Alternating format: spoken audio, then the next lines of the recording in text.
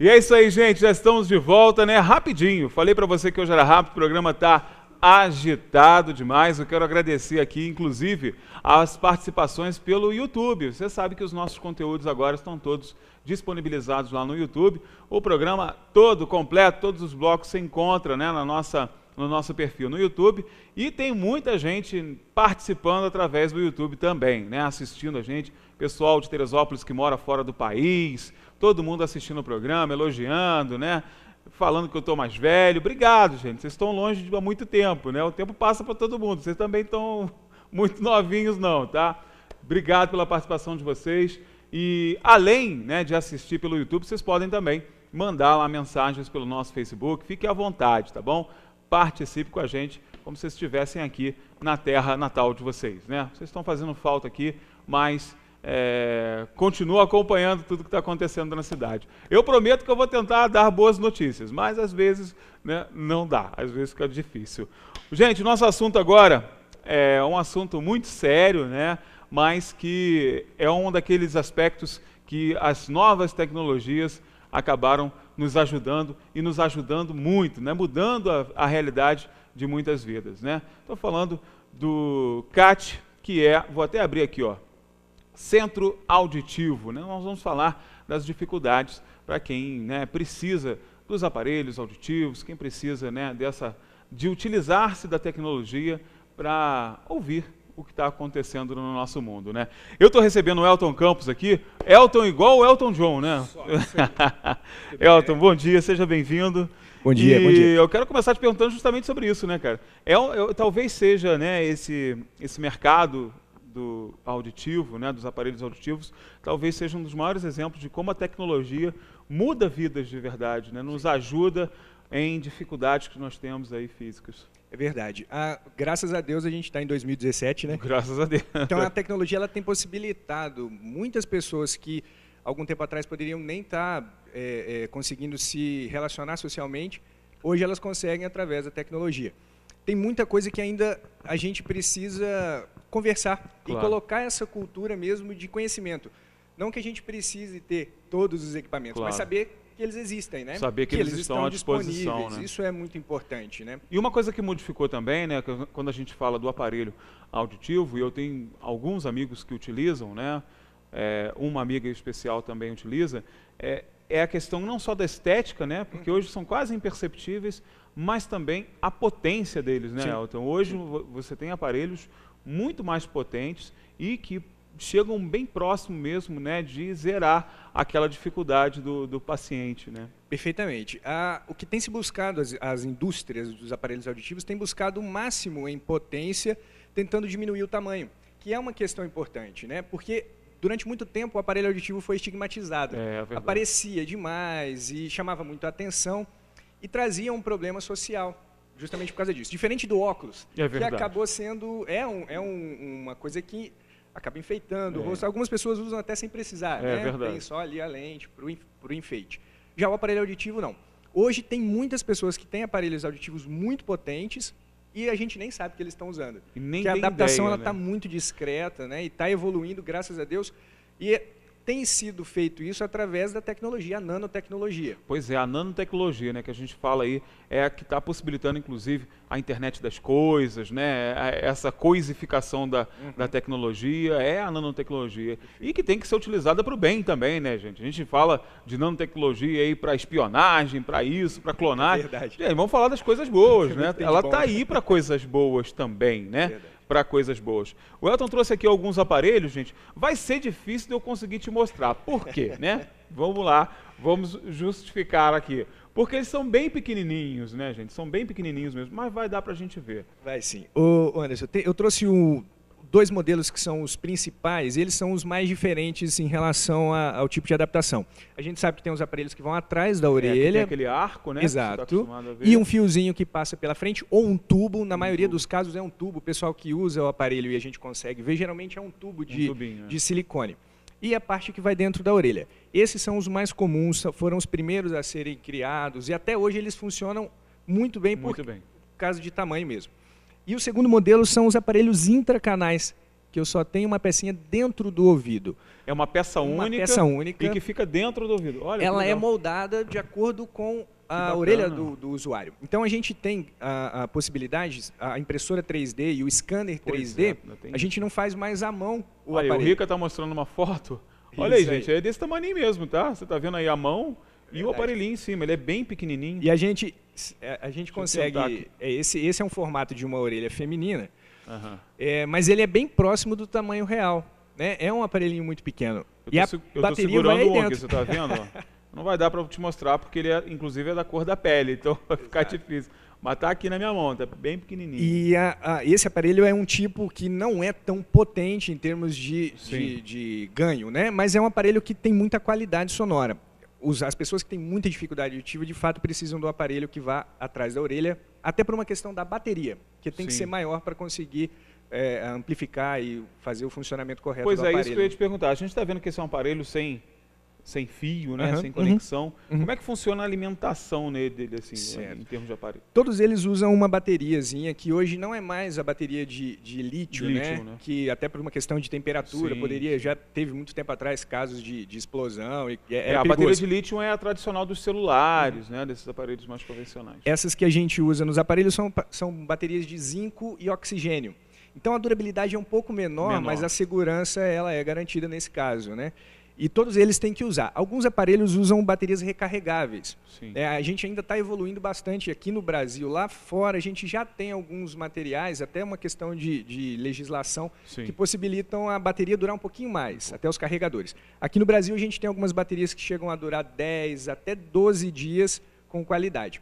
Porque também os algoritmos, ou seja, as coisas que estão funcionando no aparelho, elas são o tempo todo trabalhadas, diferentes do computador. De repente a gente consegue, a tela gasta muito, mas se você deixar parado ele vai durar mais tempo. Não tem um modo de stand-by, né, gente? Exatamente. Ele está ali funcionando o tempo todo. E uma coisa interessante, Anderson, é que cada vez mais os aparelhos, a gente usa a palavra inteligente, mas não é exatamente isso que a gente quer falar, mas eles se tornam automáticos. São otimizados para isso. Porque a vida dos usuários, a gente não pensa em mudá-la socialmente por causa da deficiência auditiva. Pelo contrário, a gente quer adaptar o aparelho à realidade de vida. Então, os aparelhos são customizados.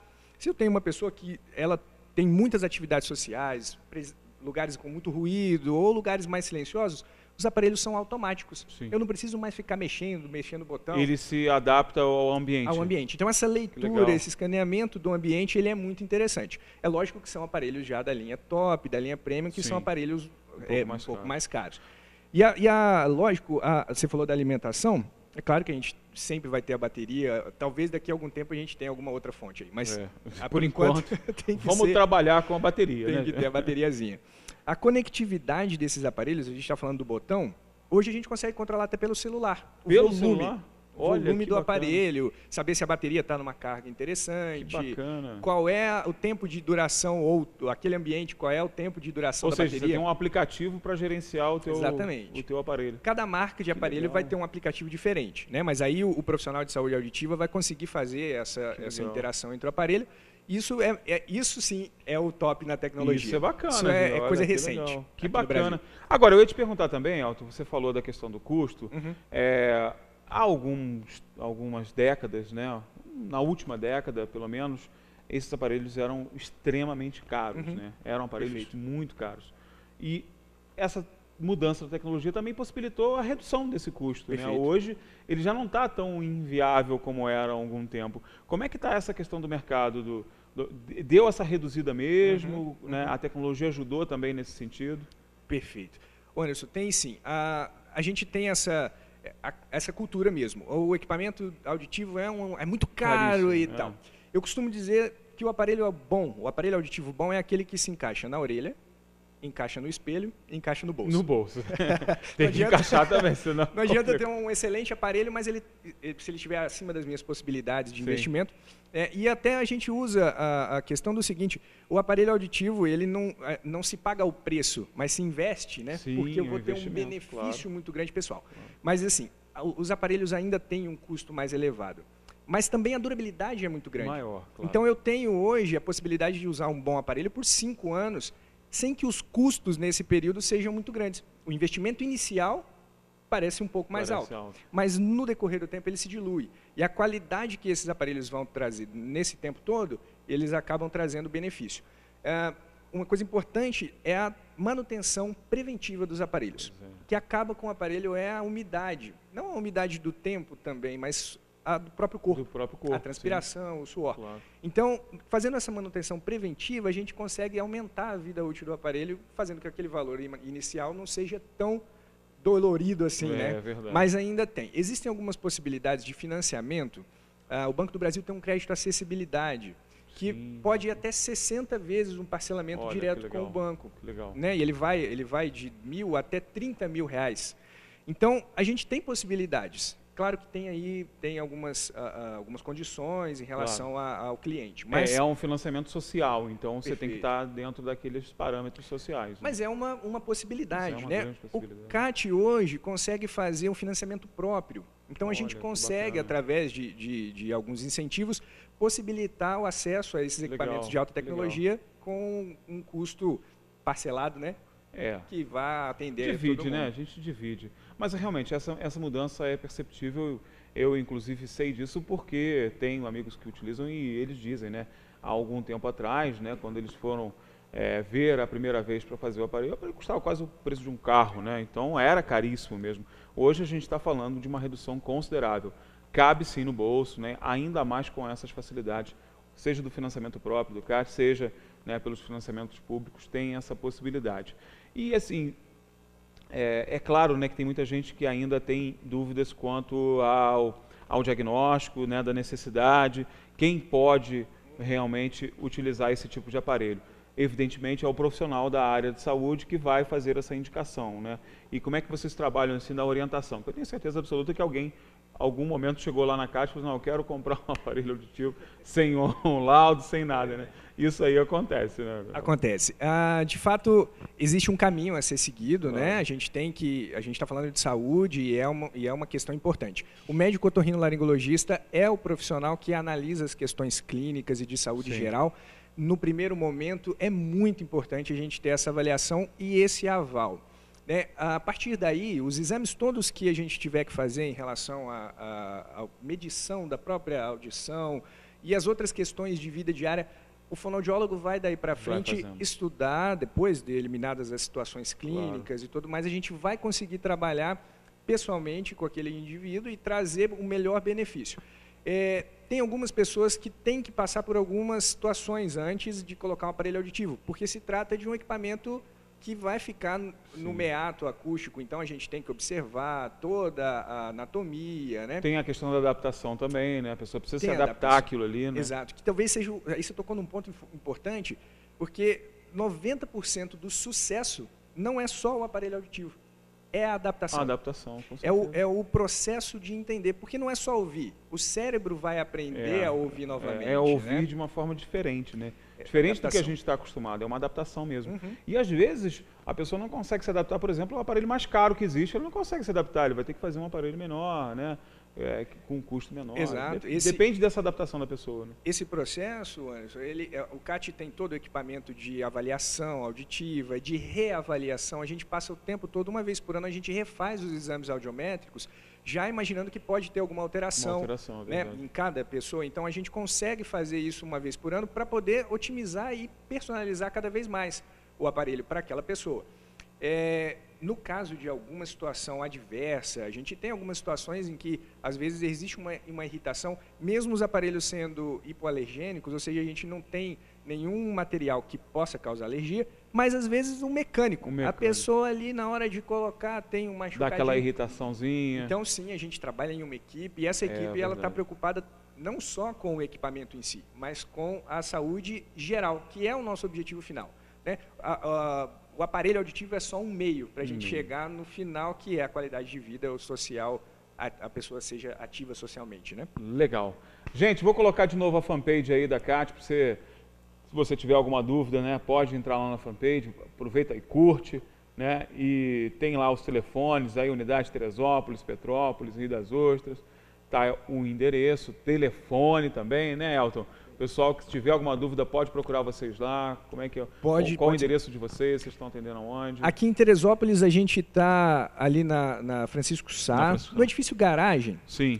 O número é o 330, a loja 6. Mas está bem grande escrito lá, aparelhos auditivos. Isso. E aí o pessoal ali sempre vai indicar se você por acaso não encontrar. Legal, legal. E nas outras cidades a gente também tem as lojas, elas são todas iguais, são todas formatadas, padronizadas. Né? A gente inaugurou agora recentemente uma loja em Araruama. Legal. Então todas as lojas elas têm toda essa equipe e a gente está lá de fato preparado e esperando que essas pessoas cheguem para a gente conversar e tentar achar uma solução. Exatamente. Solução tem, né, gente? Solução tem.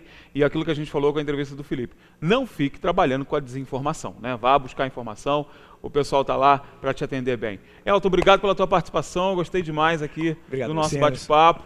Parabéns pelo trabalho, né, da Cátia. Muito bacana, né? A gente vê que a tecnologia pode nos ajudar a termos uma vida melhor no nosso dia a dia. Obrigado pela tua participação. Obrigado a vocês pelo convite. E nós vamos para o intervalo comercial, rapidinho, daqui a pouco eu estou de volta. Vamos falar de segurança do trabalho, olha que tema importante, viu? Não saia daí porque hoje ainda tem música, tem teatro, tem um monte de coisa ainda rolando. Não saia daí, daqui a pouco eu estou de volta.